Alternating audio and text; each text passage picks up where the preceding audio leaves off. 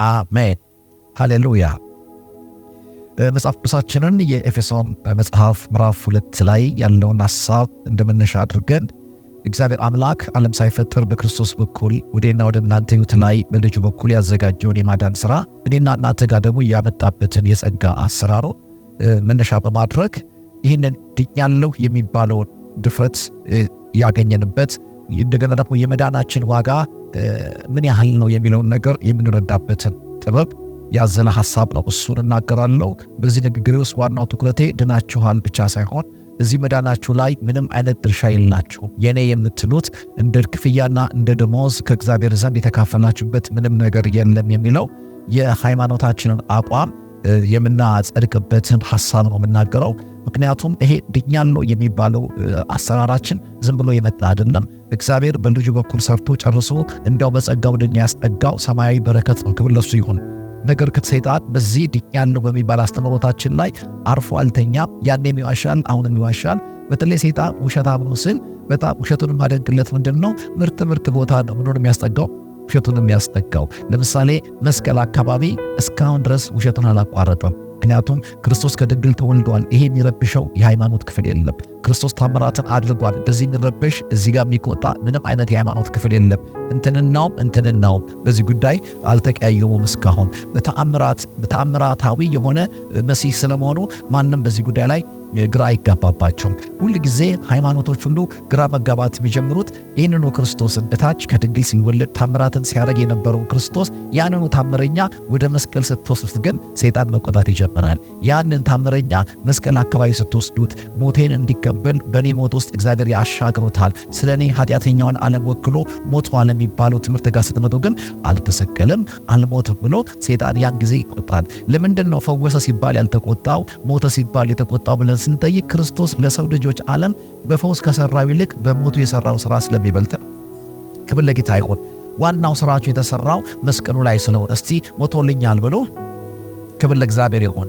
ሌላኛው ደግሞ የዚህ የመጽሐፍ ቅዱሱ የቅርብ አባቢ ነን የምንል ደግሞ የሚሉ ደግሞ አካላት በመዳናችን ጉዳይ ላይ በእምነትና በጸጋ ብቻ ሳይሆን እኔና እናንተን ለዚህ መዳናችን ያዋጣነው ከኛ ሰፈር እዝጌሩን ለማርካት የተቆነጠረ ደግነትና መልካምነት ደግሞ ተጨማሪ ያስፈልጋል የሚል ደግሞ ሙግት ያላቸው ሰዎች አሉ። ስለዚህ መዳንህ ላይ የመስቀሉ ሥራ ላይ ያንተ መልካምነት መጨመር አለበት ስል ማለት ነው። መዳኔ ጋር ለመድረስ እዝጌሩም እንደ እዝጌርነቱ እኔም እንደ ሰውነቴ አዋጥተን የሆነ ነገር አጋጭተን ነው ጋር የደረስነው የሚል አይነት ደግሞ አስተምሮትን ይዘው የሚሞግቱን ሰዎች አሉ። ከዚህ ደግሞ የከፋው ጉዳይ ምንድነው? በኃጢአተኛው በአንተ መካከልና ጽድቅን በሚፈልገው በእግዚአብሔር መካከል መካከለኛ ደግሞ የሆኑልህ መካከለኞች ደግሞ ያስፈልጉሃል የሚል ያንተም የጽድቅ ሥራ እንደገናም ደግሞ መካከለኛ የሚሆኑ አካላት ያስፈልጋሉ የሚል አይነት ሙግቶች ያሉበት ዘመን ስለሆነ ያለው መካከለኞችን አሁን ድራሻቸውን የምናጠፋበትን ትምህርት እንድማርና ክብር ለጌታ ይሁን። የኔም ትምክት የእንትናም ጸሎት ሳይሆን የበጉ ሞት ብቻ መዳኔን ሙሉ ለሙሉ ሰርቶታል የሚለው ድምዳሜ ጋር እንደርሳለን። ክብር ለጌታ ይሁን። ሃሌሉያ። የኤፌሶን መጽሐፍ ያው ሁላችሁም ስታጠኑ ከምዕራፍ 1 ጀምራችሁ ብታጠኑት በጣም እመክራችኋለሁ። 6 ምዕራፎች አሉት፣ ግን 6 ገጽ እንኳን አይሞላም። 2 ገጽ ተኩል የያዘ ሐሳብ በትንሽ ምዕራፎች ውስጥ በጣም መሰረታዊ የሆኑ ሐሳቦችን ሐዋርያ ጳውሎስ በዛን ዘመን ለነበረችው በኤፌሶን ከተማ ላሉት ቅዱሳን የተጻፈ መልእክት ነው። ክብር ለጌታ ይሁን። ምዕራፍ 1 ላይ ያለውን ሐሳብ ካላገኛችሁት ምዕራፍ 2 ላይ የሚናገረው የጸጋና የእምነት አሰራር ሐሳቡ ላይገባችሁ ይችላል። በጣም ጀስት በጥንቃቄ ልትማሩት ይገባል። ምዕራፍ 2 ምዕራፍ 3 ኤፌሶን መጽሐፍ ስታጠኑ እግዚአብሔር አምላክ በክርስቶስ በኩል ዓለም ሳይፈጠር በፊት የሰራቸውን አሰራሮቹ ምን ይመስላሉ የሚለውን ሐሳብ ነው ለአባቢዎቹ የሚያስጠጋው። እግዚአብሔር ምን ሰራ? ዓለም ሳይፈጠር በክርስቶስ በኩል ምን አደረገ? አሁን እኔ ድኛለሁ ያልኩበት የመዳን ሕይወትና ጣዕሙ እኔ ስድነው የጀመረ ሳይሆን ወይ ደግሞ የዛሬ 2000 ዓመት ክርስቶስ በመስቀል ላይ የሰራው ሥራ የሰራ ጊዜ ሳይሆን ዓለም ሳይፈጠር በፊት እግዚአብሔር አምላክ አሁን የሆነውን ማንነት አሁን የተደረገውን መደረግ ሰርቶት ነበር። መዳናችሁ የሆነ ዘመን ላይ የጀመረ ሳይሆን የዛሬ 2000 ዓመት ወደ መገለጥ የመጣበት ፍጻሜ ያገኘበት እንጂ የታሰበበት አይደለም። እግዚአብሔር እናንተን ማዳንና እንደ ልጅ አድርጎ መቀበል ሲያስብ ያን ማሰብ የጀመረው በዘመናት መካከል አንዱ ቀን ላይ ሳይሆን ዓለም ሳይፈጠር በፊት ዘመን ከመዘመኑ በፊት እግዚአብሔር አምላክ በክርስቶስ ኢየሱስ በኩል አይቶናል። ክብር ለጌታ ይሁን። ምዕራፍ 1 የሚነግራችሁ ይህንን ነው። ኢን ክራይስት በክርስቶስ የሚባሉ ሐሳቦች ሐሳቦችን ለአንባቢው ሆድ በሚሞላ ደረጃ ጠቅጠቅ አድርጎ አስቀምጦታል። በተለይ መግቢያው ላይ ከቁጥር 3 ጀምሮ ስታነቡት በክርስቶስ በሰማያዊ ስፍራ በመንፈሳዊ በረከት ሁሉ የባረከን የጌታችን የኢየሱስ ክርስቶስ አምላክና አባት ምን ይበል የተባረከ ይሁን ብሎ ጸሐፊው አብን ይባርካል። ምንድነው ጳውሎስ አብን ለመባረክ ምክንያት ተብሎ ሲጠየቅ ለእኔና ለእናንተ በልጁ በክርስቶስ በኩል የሰራው ሥራ ነው ምክንያቴ ብሎ ይናገራል።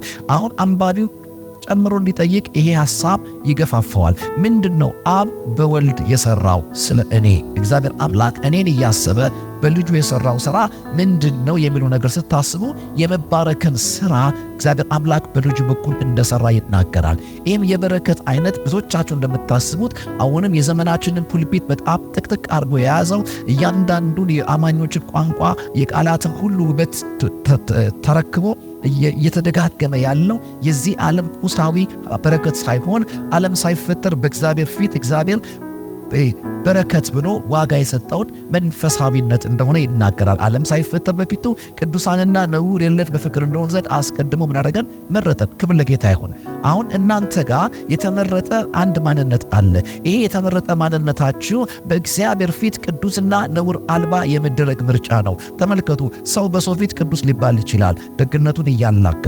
አሁን ይህንን ቅድስናና ንጽሕና ታምራዊ የሚያደርገው በቅዱሱ እግዚአብሔር ፊት በቅድስና የመታየት አቅም ጋር የደረስንበትን ሥራ ነው የሚናገረው።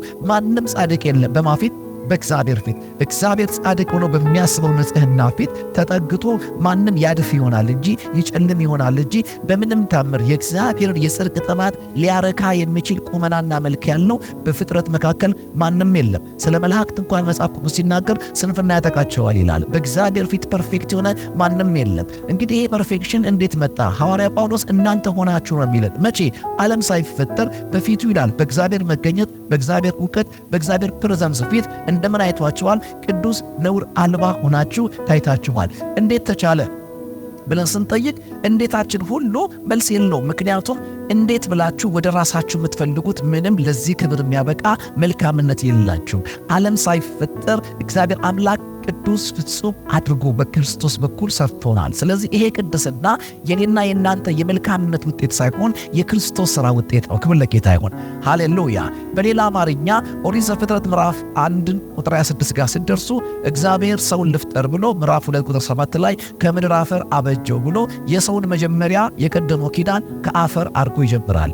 አዲሱ ኪዳን የጳውሎስ ደብዳቤ ደግሞ ሰው የተጀመረው መለኮት አፈር ፈጥሮ ጭቃ ያገኘ ቀን ሳይሆን ዓለም ሳይፈጠር ልጁን ያየ ቀን እንደሆነ ይናገራል። ከጭቃ የተፈጠርከው የተሰራህበት ቀን ሲሆን ዓለም ሳይፈጠር ግን የታወከበት ቀን ነው። በሌላ አማርኛ መሰራትህን የቀደመ መታወቅ አለ። በለው አጠገብህ እግዚአብሔር ሰርቶ ሳይሆን ያወቀህ አውቆ ነው የሰራህ በሉት። አልገባም? ድገሙና ነገሩት። ሰርቶ ሳይሆን ያወቀህ አውቆ ነው የሰራህ። ስለዚህ መሰራትን የቀደመ ምን አለን? መታወቅ አለን። አሁን ድንቁ ነገር በእንዴት አወቀን የሚለው ነው። እግዚአብሔር ያውቃል የሚል ጥያቄ እዚህ ሰፈር የለም። ምክንያቱም እግዚአብሔር እንደኛ ትዝ እያለው የሚያስታውሰው የሆነ ዘመን ጠብቆ የሚያውቀው ነገር የለውም። በቃ በእግዚአብሔር ፊት ያልታወቀ ነገር የለም። ምንም ነገር እዚህ ፕላኔት ላይ ከተከናወነ የእግዚአብሔር የእውቀቱ ፓርት ነው። ክብር ለጌታ ይሁን። ሃሌሉያ። ማለት አዲስ ግኝት ሲመጣ አብሮን አይገረምም። እግዚአብሔር የሚገርም ነው አይልም። ክብር ለጌታ ይሁን። አስቀድሞ ያውቀዋል። ሃሌሉያ። እግዚአብሔር በእውቀት ደረጃ የማያውቀው የለም። እኛ ደግሞ ማወቅ የምንጀምረው በመገለጥ ደረጃ ውስጥ ነው። እግዚአብሔር እውቀቱን በፍጥረት በኩል ሲገልጠው እኛ ሲገለጥ ጠብቀን እናውቃለን። እግዚአብሔር ግን በሌለበት ላይ የሌለውን እንዳለ አድርጎ ያውቃል። ክብር ለጌታ ይሁን። ስለዚህ አንተ ድኛለሁ ብለ መፎክርና ገጥመ መዘመር ከመጀመር በፊት እግዚአብሔር አንተን ስሩ ክራይስት አውቀዋል። እንዴት አድርጎ አወቀ ከተባለ አንተ ዛሬ እንኳን ራስህን በምታውቅበት ልክ አይደለም። በክርስቶስ ጽድቅ፣ በክርስቶስ ልጅነት፣ በክርስቶስ ቁንጅና ልክ፣ ንጽሕና ልክ አድርጎ አውቆናል። ክብር ለጌታ ይሁን። ለዚህ ነው ጽድቃችን ማን ነው ያልነው? ክርስቶስ ነው ያልነው። ክብር ለሱ ይሁን። አሜን አሜን። እንግዲህ ምዕራፍ 1 በክርስቶስ ያለቀውን ነገር ስለሆነ የሚናገረው ይህ ምርጫ በክርስቶስ በኩል የተሰራ የእግዚአብሔር የመምረጡ ጉዳይ እንደሆነ በጣም ስለሚናገር ምዕራፍ 1ን የሚያነብ የትኛውም አንባቢ ሁሉ ልቡ በቃ በደስታ ይሞላል። ጸድቅ ያለው የሚባል ድፍረት ጋር ቀሎት ይደርሳል። ክብር ለጌታ ይሁን። ማለት ዘመረ መዝሙሩ ተገምግሞ የግጥሙ አይነት ፍሰቱ ታይቶ አይደለም የተሸለምከው። መዝሙር የሚባል ስብከት የሚባል ነገር ከማወቃችሁ በፊት በክርስቶስ በኩል ራሳችሁን ከመጽደቅ ጀመራችሁታል። ልብ አድርጎ በክርስቶስ በኩል ወደ መጽደቅ ማደግ አልጀመራችሁም። ከመጽደቅ ነው የጀመራችሁት። ልክ እናታችሁ ስትወልዳችሁ ልጅ ወደ መሆን አላደጋችሁ፣ ልጅ ከመሆን የጀመራችሁት። ጡት የምትጠቡት ልጅነታችሁን በብስለት ለመለወጥ እንጂ ልጅ ወደ መሆን አልጠባችሁም። አሜን ነው። አሁን የሚጠቡ ልጆች ልጅ ለመሆን አይደለም የሚጠቡት። በቃ ሲወለዱ ምን ጀምረዋል? ልጅ ጀምረዋል። አሁን ራሱ ፕሮሰሱ ስትወለድ ነው ያለቀው። አሜን አሜን። ጣጣውን የጨረሰ ጽድቅ አንተ ጋር መጥቷል። ያ በማን ነው ካላችሁ በመወለድ በኩል ያገኘው ነው። ስራህን የቀደመ ነገር ቢኖር መወለድ ነው። ክብር ለጌታ ይሁን። ሃሌሉያ። እንግዲህ የኤፌሶን መጽሐፍ ምዕራፍ 1 ላይ በክርስቶስ የተሰራውን ሥራ ሁሉ በመንገር አንባቢውን በድፍረት ይሞላዋል፣ በምስጋና ያጅበዋል። ነገር ግን ምዕራፍ 2 ያስጠነቅቀዋል። በክርስቶስ በኩል ተሰራ የተባለው ይሄ ድንቅ አሰራርና የማዳን ብስራት ከደግነታችሁ የመጣ አይደለም፣ ከእናንተ ጽድቅ የመጣ አይደለም። እንግዲያው ድኛለሁ የሚሉት የሕይወት ሥርዓት ጋር ስትደርሱ ምንም የመኩራት ምንም ፕራውድ የማድረግ ምንም እንዲህ ስለሆንኩ ነው የምትሉት ሪዝን የመፈለግ ድካም ውስጥ አትድከሙ ብሎ ምዕራፍ 2 ቁጥር 1 ላይ ተስፋ ያስቆርጠናል። ከፍጥረታችሁ ምኖች ናችሁ? የቁጣ ልጆች ናችሁ። ለምንድን ነው ፍሮም ዘ ቢግኒንግ ከፍጥረቴ የቁጣ ልጅ የሆንኩት ተብሎ ሲጠየቅ በበደላችሁና በኃጢአታችሁ ሙታን ስለነበራችሁ ብሎ ምዕራፍ 2 ላይ ልካችንን ያወራል። ከክርስቶስ ውጪ የነበረው መልካችን ምን እንደሚመስል ምዕራፍ 2 ይነግረናል። ምዕራፍ 1 በክርስቶስ ውስጥ የተደረገው የታየነው የታወቅንበትን የሕይወት ጽድቅ ደግሞ ያወራል። ክብር ለጌታ ይሁን። አሁን በበደላችሁና በኃጢአታችሁ ምንድናችሁ? ሙታን ነበራችሁ። እስቲ በሉት በደልና ኃጢአት። ያው ብዙ ጊዜ በተለምዶ በደላችሁና ኃጢአታችሁ ብለን አንብበን ነው የምናልፈው፣ ግን አንድ አይነት አይደሉም። ብዙ ሰዎች የሚያስቡት በደላችሁና ኃጢአታችሁ ሲባል አንድ አይነት አንድ ጎራ አድርገው ነው የሚያስቡት። ግን ክፍሉ እና በሚል አያያዥ ቃል ለይቷቸዋል። በደላችሁ እና ኃጢአታችሁ በእነዚህ ምክንያት ምን ሆናችኋል? ሙታን ነበራችሁ ብሎ ያስቀምጣል። የሰው ልጅ ዓለም ወደ መሞት ማንነት ምንድን ያደረሰው ብለን ስንጠይቅ በደልና ኃጢአት ነው ብሎ ይናገራል። ይሄ በደልና ኃጢአት በጣም እየተጠና ከመጣ ሁለቱን የኃጢአት አይነቶች የሚያስረዳ ነው። አክቹዋል ሲንና ኦሪጂናል ሲን የምንለው ነው። የመጀመሪያው ኃጢአታዊ ማንነት አለ ማለት ተወልዳችሁ አድጋችሁ አማርኛ ለምዳችሁ መሳደብ ስትጀምሩ አለ ኃጢአት የጀመረው ያ ተግባር ነው የጀመረው። ኃጢአት የጀመረው በመወለድ በኩል ነው የመጣው። በሌላ አማርኛ ኃጢአት ሰርታ አይደለም የሞትከው፣ የሞተ ስለወለደህ ነው የሞትከው። እሺ ተውት። ይሄ እንዲገባችሁ ጽድቅን ሰርታ አይደለም የጸደቀው። ይሄ ገባዋል። ጴንጤ በጣም ቀሎት የሚገባው ይሄን ነው። ጽድቅን ሰርታ አይደለም የጸደቀው። አቤት እንዴት ነው? ሌላ አለ እንዴ ሾልኮ የገባ ተገምግሞ ምናምን እኮ የለም። ጽድቅ ሰርቼ አይደለም የገባሁት። አንዱ ጻድቅ በሰራው ሥራ እኔ ምን ብያለሁ? ጸድቄያለሁ። እንግዲህ ሰርቼ ካልጸደቅኩኝ ሰርቼ አልሞትኩም የሚለው እንደዛው ሊገባህ ይገባል። የሮሜ ጸሐፊ ሲናገር ይሄው ራሱ ጳውሎስ በአንዱ በአዳም ምክንያት ብዙዎች ኃጢአተኞች እንደሆኑ ይላል። ብዙዎቹ ኃጢአተኛ ሆነዋል። እንዴት ሲባል ግን በአንዱ በማ ምክንያት ብዙሃንን ኃጢአተኛ ያደረገው ወንጀል የተሰራው በአንድ ሰው ነው። በአንድ ሰው ኃጢአት ሁሉ ኃጢአተኛ ሆነዋል። በክርስቶስ በአንዱ ሰው የጽድቅ ሥራ ሁሉም ጻድቃን ሆነዋል። ክብር ለጌታ ይሁን። አሁን መርገሙን ለመንካት ከሱ መወለድ እንዳስፈለገው ሁሉ ጽድቁን ለመካፈልም ከሱ መወለድ የግድ ስለሆነ ወንጌል የዳግም ተወለዱ ብስራት ሆነ። ክብር ለጌታ ይሁን። አሜን ናቸው። እሱ የሚያምኑ ገብታቸዋል። ከእግዚአብሔር ተወለዱ እንጂ ከሥጋ ፈቃድ ከወንድ ፈቃድ ምን አደረጉም?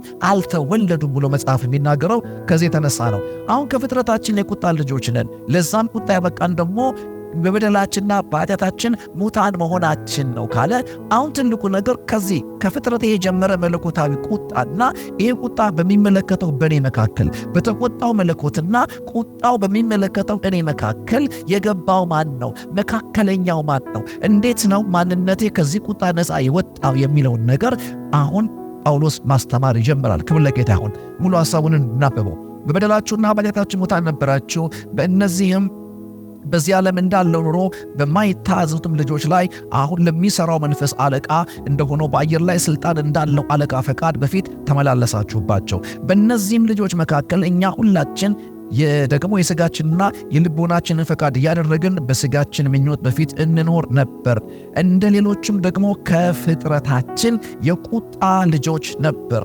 ነገር ግን እግዚአብሔር በምሕረቱ ባለጸጋ ስለሆነ ከወደደንም ከትልቅ ፍቅሩ የተነሳ በበደላችን ሙታን እንኳን በሆነን ጊዜ ከክርስቶስ ጋር ሕይወትን ሰጠን። በጸጋ ድናችኋልና በሚመጣውም ዘመናት በክርስቶስ ኢየሱስ ለእኛ ባለው ቸርነት ከሁሉ የሚበልጠውን የጸጋውን ባለጸግነት ያሳይ ዘንድ ከእርሱ ጋር አስነሳን።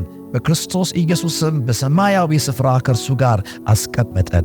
ጸጋው በእምነት አድኗችኋልና፣ ይህም የእግዚአብሔር ስጦታ ነው እንጂ ከእናንተ አይደለም፣ ማንም እንዳይመካ ከሥራ አይደለም። እኛ ፍጥረቱ ነንና እንመላለስበት ዘንድ እግዚአብሔር አስቀድሞ ያዘጋጀውን መልካሙን ሥራ ለማድረግ በክርስቶስ ኢየሱስ ተፈጠርን። አሜን። ክብር ለጌታ ይሁን። አሁን ምዕራፍ 2 በጣም ልቤን ይነካዋል። ማለት ከቁጣ ያመለጥኩበትን ነገር ነው የሚናገረው። ምክንያቱም ኔቸሬ መለኮትን ማስከፋት ማስቆጣት የጀመረው ከፍጥረቴ ጀምሮ ነው። ይሄ ለእግዚአብሔር የጽድቅ ዓለምና ለጽድቅ እርካታ አቅመ ቢስ ያደረገኝን ዘር የተካፈልኩት በአዳም ምክንያት ነው። ሰው ሁሉ ሲወለድ ይህንን ዘር ነክቶ ስለሚወለድ ማንም ከሴትና ከአዳም የተወለደው ሁሉ የዚህ ቁጣ ተካፋይ የሆን ዘንድ እግዚአብሔር አምላክ አዳምን በተናገረው ጊዜ ከአንተ የተነሳ ምድር የተረገመች ትሆናለች ብሎ ይህንን እርግማን የሚባለውን ነገር ከአዳም ውድቀት የተነሳ ወደ ሰው ልጆች ሁሉ እግዚአብሔር አምላክ እንዳመጣው ይናገራል። ይሁን እንጂ ይህ በዘር በኩል የመጣ ለኃጢአት ያጋደለ ኃጢአት ሲባል የሚነቃቃ ጽድቅ ሲባል የሚያጉረመርም የሕይወታችንን ክፍል እግዚአብሔር አምላክ ከማከሙ በፊት በኃጢአት ምክንያት ለኃጢአት ያዘነበለ ማንነትን ይዞ የተወለደው ሁሉ ነፍሱ እያወቀች በእድገት እያወቀች በመጣች ቁጥር ወደ ምን ታድጋለች? ወደ ተግባር ኃጢአት ታድጋለች። ስለዚህ ሁለት አይነት ሥራ ለሞት አብቅቶናል። አንደኛ በመወለድ የተካፈልነው ለኃጢአት ያዘነበለ ማንነታችን፣ ሁለተኛው ደግሞ አዘን ብለን የተወለድነው ለኃጢአት ያጋደለ ማንነት ስላለን ነፍስ እያወቅን በመጣን ቁጥር ጽድቅን ወደ መስራት ዓለም የመጣ ነው። ያንን የተካፈልነው በዘር ደረጃ ውስጣችን ያለውን የኃጢአታዊ ማንነት ማብቀል ጀመርን። ማንም ሰው ስድብ ትምህርት ቤት ገብቶ መማር ሳያስፈልገው ደህና አድርጎ መሳደብ ጀመረ። ሕፃን ራሱ ገና አማርኛ ሳይገባው የሆነ መነጫነት ጀመረ። አንዳንድ አይታችኋል። እረዳለሁ። አዳምን አየዋለሁ። አንዳንድ የታቀፈ ሕፃን ላይ አየዋለሁ። የእናቱን ጡት ሲነክሰው ሲሳይ ይሄ አዳም ነው እላለሁ። ገብቷችኋል? ዘሩ በውስጡ አለ። ለማንኛውም ይሄ ኃጢአታዊ ማንነት ምንድነው? በእግዚአብሔር የጽድቅ ስታንዳርድ ፊት ሰዎችን ያደረጋቸው ብለን ስንጠይቅ ለመለኮት ፍቅር ሳይሆን ለመለኮት ቁጣ ነበር ያበቃቸው። አሁን ትልቁ ነገር ድኛለሁ ስትሉ ከዚህ ቁጣ ተርፌያለሁ ማለታችሁ ነው። ክብር ለእግዚአብሔር ይሁን። ድናችኋል። አሜን። ሲድኛለሁ ብሎ አሁን ይሄ መዳን ከምንድን ነው ስንል በበደልና በኃጢአቴ ምክንያት ከመጣብኝ መለኮታዊ ቁጣ በእግዚአብሔር ሥራ እሱ በክርስቶስ በኩል ከቁጣው ተርፌ እኔ ጋር ሲቆጣ የነበረ መለኮት ወደ እኔ ፍቅር ወደ እኔ አባትነትን ይዞ ተጠጋ የሚለውን የሚወክል ቃል ነው። ድኛለሁ የሚለው ሐሳብ። ክብር ለጌታ ይሁን። አሁን አንድ ኃጢአተኛ ወደ መዳን መጥቷል ሲባል እንዴት ነው የዳነው የሚለው ነገር ቀጣይ ወሳኝ የሆነ የሙግት አቅጣጫ እንደሆነ አሁን ላይ ማህበረ ሚዲያውን ቲክቶክ ስትመለከቱ ትልቁ ትንቅንቅ እዚህ ጋር ያለው በክርስቶስ የተሰራውን የማዳን ጉዳይ ተጨማሪ ሌላ ባለቤት የመስጠት አይነት ሙግቶች አሉ። አንዳንድ ተፈተናላችሁ። በቃ ዝም ብዬ ዳንናልኩኝ፣ በቃ ምንም ሳንሰራ ዳንኩኝ ብለን ድኛለሁ ጋር ለመድረስ በመስቀል በተሰራው ሥራ ከማረፍ ይልቅ እኔና እናንተም እዛ ላይ የሆነች ደግነት ቢጤ ምናምን ቢጤ እንድንጨምር እድል የሚሰጥ የሚያነቃቃ የመስቀሉ ሥራ ላይ የእኛን ሥራ የሚደምር የሚደባለቅ አይነት አደገኛ የሆነ ስህተትን ደግመን እንድንስት መስቀል በቂ እንዳልሆነ በተግባራችን በኩል እንድናስረዳ የሚሞግት የሚጎተጉት አንድ አይነት አሰራር ብቅ ብሏል። ያው ብቅ ያለው ጥልቅ ይላል፣ ይመለሳል። ክብር ለጌታ ይሁን። ሃሌሉያ። እንግዲህ እንዴት አዳነኝ ማለት በእኔ ላይ ይቆጣ የነበረ መለኮት እኔ ላይ ለመቆጣት ፍርዱን ለማርካት በቂ ምክንያትና ሪዝን ያገኘውን መለኮትን አንደኛ በኃጢአት ተወልጃለሁ፣ ሁለተኛ ደግሞ በአመፃ አድጌያለሁ። ኃጢአታዊነት ዘሬ ነው። ኃጢአታዊ ሥራ ደግሞ የዘሬ ፍሬ ነው። ስለዚህ በኃጢአት ተወልጄ እድገቴን ደግሞ በአመፃ ሳስቀጥል የነበርኩኝ ለእግዚአብሔር ለጽድቅ ጥያቄ ያረፈደ ነገር ግን ለልቤ ፍላጎት በዓለም እንዳለው ኑሮ ለመኖር የተነቃቃ የታጠቀ የነቃ ማንነት ይዤ የተገኘው እኔ ላይ የተቃጣን መለኮታዊ ቁጣ ምን መለሰው የሚለውን ነገር ማሰብ አንድ ጥያቄ ነው። ሁለተኛ እንዴትስ መለኮት መመለስ ፈለገ የሚለው ደግሞ የበለጠ እውቀት ነው። ምን መለሰው ካልን የመስቀሉ ሥራ ነው። ለምንድን ነው እግዚአብሔር ይህን ያደረገው ብለን ስንጠይቅ ከወደደን ከታላቅ ፍቅሩ የተነሳ የሚለው የመጀመሪያው ሪዝን ነው። ክብር ለጌታ ይሁን። ብዙ ጊዜ ነግራችኋለሁ። ምናችን ታይቶ ነው እግዚአብሔር ያጸደቀን? እንደው በቃ ብዬ አመኘ ድኛለሁ ትላላችሁ፣ አታፍሩም ይሉናል ሰዎች። ይገርማቸዋል። ዝም ብለን ሳልሰራ ድኛለሁ ማለታችን ሰዎች ይገርማቸዋል። እኔ ደግሞ የሚገርመኝ ሰዎቹ መግረማቸው አይደለም፣ እኔም እየገረመኝ ነው። እኔም ራሴ መገረም አላቆም። አንዳንድ ጊዜ የሆነ ሪዝን እፈልጋለሁ። ኢዛት ፌር እላለሁ። በኃጢአቴ ስበድለው የነበረ በቃ ከዛሬ ጀምሮ ዓለም ሰይጣንን ብዬ ድኛለሁ የሚባል ድፍረት ጋር ሲምፕሊ ስመጣ ቀሎኝ ከሞት አምልጬ የእግዚአብሔር የቁጣ ልጅ ሳይሆን የምህረቱ ልጅ የሚባልበት ሹመት ጋር ራሴን አድርሻለሁ ስል አንዳንዴ ሪዝን የሚባል ነገር አለ። እንዴት በምን ምክንያት የሚል ነገር ወደ እናንተ ይመጣል። አንድ ነገር ማወቅ አለባችሁ። ስለ እግዚአብሔር የምህረት ቫልዩ ሁላችን ማወቅ መቻል አለብን።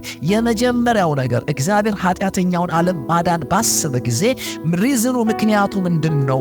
የሚቆጣው እግዚአብሔር ቁጣውን አቋርጦ እኔን በምህረት እንዲፈልግ ያደረገው ነገር ምንድነው ብለን ስንጠይቅ ሁለት ሪዝኖችን ይሄ ክፍል ይናገራል። አንደኛ እግዚአብሔር በምህረቱ ባለጸጋ ስለሆነ። አሜን ሲበሉት በምህረት ባለጸጋ ነው። ይህ በጣም ደስ የሚያሰኝ ነው። ሪች ነው ይለናል። ባለጸጋ ነው መለኮት ማለት ሊምረን ሲያስብ እግዚአብሔር የበለጸገ የምህረት ማንነትን ይዞ ነው የመጣው። በሌላ አማርኛ ምሮ እቺ የመጨረሻ ዕድል ናት አላለም። እንደዛ ቢሆን ኖሮ የሆነ ኢንዲንግ ቢኖረው ኖሮ ወዳጆች ሁላችንም እዚህ ባልተገኘን ነበረ። እንዲሁ እየማረን አሁን አለ በምህረት አስገባን፣ በምህረት ያስከትለን። ክብር ለእግዚአብሔር ይሁን። የማያልቅ ምህረት የእግዚአብሔር ምህረት ባለጸግነት ነው ተብሎ መጠኑ ተነግሮለታል። በምህረቱ ምንድነው? ባለጸጋ ስለሆነ። አንድ ቦታ ስናገር ምን አልኩኝ? ባለጸጋ ስለሆነ ምሮ እሱ ምህረቱ ሳያልቅበት አንተ አመፃ ያልቅብሃል። አልገባችሁ? ለምሳሌ አንድ ሰው የሆነ ሲምር ስሰድበው ይቅር ሲል ስሰድበው መጨረሻ ላይ ያፍራል አይደል? ያፍራል። አሁንስ አበዛሁት። እንደዚህ አይነት ሰው ምን ጥበስ ብዬ ነው ምን ማረገው የምሰድበው ብሎ ሰው እኔ መንፈሳዊ እድገት ማለት እግዚአብሔር ከኃጢአት እናንተን ለማራቅ የሆነ ቁጣ እሳት ነበልባል እያወራ አይደለም፣ ቀረጥፋለሁ ብሎ አይደለም፣ በምህረት አሸማቆን ነው። አሜን ነው። ኃጢአት መስራት እየቻለን ጌታዬንማ ምን አደረገው አልበድለውም ብለን በምህረቱ የተወቀሰና የተሸማቀቀ ህይወት ባለቤትነት ጋር አመጣ። ክብር ለጌታ ይሁን። ትዝ ይላችኋል ፖሊካርፕ የተባለ ቤተክርስቲያን አባት ነበር። በ86 ዓመቱ ነው በእሳት ያቃጠለው ሰው እና የተጠየቀው ቀላል ነው። በእሳት ከመቃጠል ከሚባል አደገኛ ስቃይ ለማምለጥ የተቀረበለት እድል ቀላል ናት። ክርስቶስን ስደበው ብቻ ነው። በቃ ዝም ብለህ ቀለል ያለ ስድብ ምረትና ምን አደረገው? ስደበው። ይሄ ሰው አንተ መስደብ ከበደው፣ መቃጠል ቀለለው። it's not logical። በቃ አላውቀውም በቃ ምናምን ማለት እኮ ይችላል። ቺፕ ከማለት ይልቅ በእሳት መጠበስ ቀለለው። ምህረት ሲገባህ እንደዛ ነው። ክብር ለጌታ ይሁን። ልኩ ሲገባችሁ እግዚአብሔር ጽድቁን ይዞ ወደ እናንተ የመጣበት እየሸሸነው የተከተለበትን ትጋት ባሰብ ቁጥር ነፍስ እሱን ለመበደል አቅም ታጣለች። ፓራላይዝ ነው የምትሆነው። ክብር ለእግዚአብሔር ይሁን። ሃሌሉያ አሜን አሜን። እና በምህረቱ ምንድነው? ባለጸጋ ነው። ምክንያቱም ምህረትን ባለጸግነት አድርጎ ባይመጣ ኖሮ በመለኮት የሚፈለግ ታሪክ የነበረን ሰዎች አይደለንም። አይደለም ባልዳንበት ትናንትና ድነን በመጣንበትም ህይወት አንዳንድ ጊዜ የምንገባበት ገደል በጣም ከባድ ነው። ተከትሎ ሊያወጣን አሁንም በምህረቱ ምንድነው? ባለጸጋ ነው። ክብር ለሱ ይሁን። ሃሌሉያ። ሌላኛው ሁለተኛው ነጥብ ምንድነው? ከወደደን ከታላቅ ፍቅሩ የተነሳ የሚባል ሪዝን ነው። ምክንያቱም ባለጸግነት ሁሉ ጊዜ ሰጭነት አይደለም። ባለጸግነትን ወደ ሰጭነት የሚለውጠው በባለጸጋው የመፈቀር የመፈለግ ትኩረት የማግኘት እድል ሲኖርህ ነው። ማንኛውም ባለጸጋ ስላለው አይሰጥህም። ለመስጠት አንተን መውደድ፣ ለአንተ ትኩረት መስጠት የግድ ይለዋል። ስለዚህ እግዚአብሔር እኛን በተመለከተ በምህረቱ ባለጸጋ ብቻ ሳይሆን ታላቅ የሆነ መውደድ አለው። እስቲ ወዶኛል ብሎ አያችሁ እንዲምረኝ ያደረገው ምንድነው ካላችሁ የምህረት ባለጸግነቱና ለኔ ያለው ምንድነው? ታላቅ ፍቅር ነው። ሃሌሉያ። ተወዳችኋል በሉ ንገሯት፣ ተወዳሃል በሉ። ክብር ለጌታ ይሁን። ይህ በጣም ደስ የሚል ነገር ነው ወዳጆች ሆይ። ከወደደን ከታላቅ ፍቅሩ የተነሳ አሁን ፍቅር ዝም ብሎ አይመጣም። ፍቅር እንዲፈጠር ከተፈቃሪው ዘንድ የሆነ ሪዘን ያስፈልጋል። አሁን መለኮት የቱ ጋር ነው ፍቅር የጀመረው? ኃጢአተኛውን ዓለም ማፍቀር የጀመረው የቱ ጋር ነው ብለን ስንጠይቅ በጣም በሚገርም ሁኔታ ከወደደን ከታላቅ ፍቅሩ የተነሳ ይለንና በኃጢአታችን ሙታን በነበርን ጊዜ ይላል። መቼ ነው ሰማይ እኛ ሰፈር ፍቅር ማሰብ የጀመረው? እኛን በፍቅር መጠጋት የወሰነው መቼ ነው ብለን ስንጠይቅ በኃጢአታችን ሙታን በነበርን ጊዜ። ኦኬ አሁን እግዚአብሔር እኔን ሊያፈቅር ሲያስብ የሆነ መዝሙር ስጀምር፣ ስብከት ስጀምር፣ የሆነ በቃ ጌታን መቀበል አለብኝ ብዬ ደግ ነገር ማሰብ ስጀምር ባህሪን ሳሻሽል ጠብቆ አይደለም። በኃጢአቴ ሙታን በነበርኩኝ ጊዜ ከክርስቶስ ጋር ምን ሊሰጠኝ ወደደ? ሕይወትን ሊሰጠኝ ወደደ። አሜን። ኦኬ።